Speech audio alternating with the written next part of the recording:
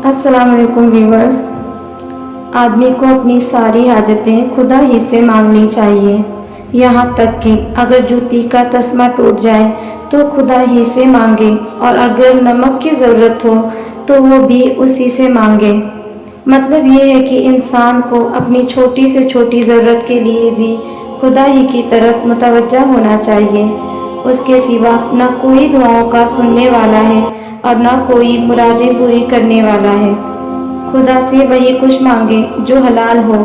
नाजायज़ मकासद और गुनाह के कामों के लिए खुदा के हुजूर हाथ फैलाना इंतहाई दर्जे की बेअदबी, बेहयाई और गुस्ताखी है।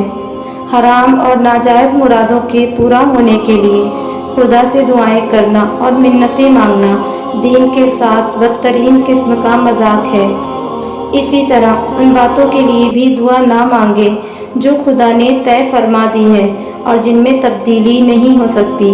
मसलन कोई पस्त कद इंसान अपने कद के दराज होने की दुआ करे, या कोई गैर मामूली दराज कद इंसान कद के पस्त होने की दुआ करे, या कोई दुआ करे कि मैं हमेशा जवान रहूं और कभी बुढ़ापा ना आए।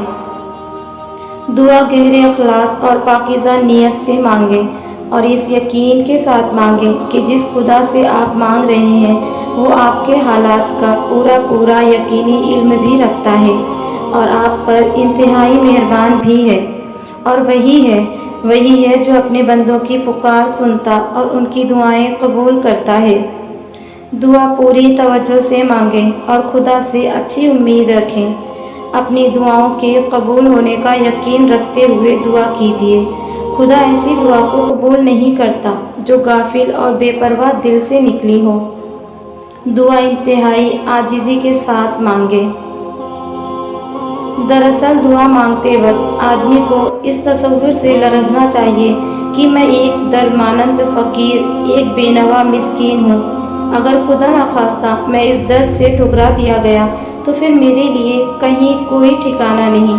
मेरे पास अपना कुछ नहीं है, जो कुछ मिला है खुदा ही से मिला है, और अगर खुदा ना दे तो दुनिया में कोई दूसरा नहीं है जो मुझे कुछ दे सके। खुदा ही हर चीज़ का वारिस है, उसी के पास हर चीज़ का ख़जाना है।